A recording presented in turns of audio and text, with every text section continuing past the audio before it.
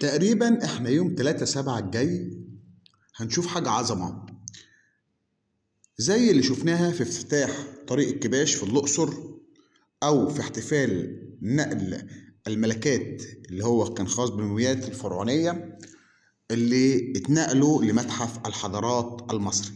تقريبا احنا هنشوف عظمة جديدة اللي مصر بتعملها وتبهر بيها العالم على طول. تقريبا احنا هنشوف حاجة زي اللي اتعودنا عليها في الجمهورية الجديدة، اللي احنا بنقدر نوري العالم وبنبهر العالم بتفكيرنا وبإنجازاتنا. ولما المصريين بيحبوا يعملوا حاجة وبيعملوها بنجاح وإتقان. افتتاح المتحف المصري الكبير يوم 3 يوليو القادم 3/7، تقريبا هنبهر العالم.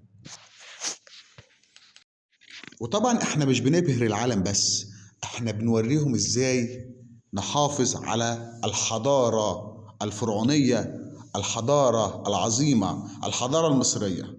تحيا مصر.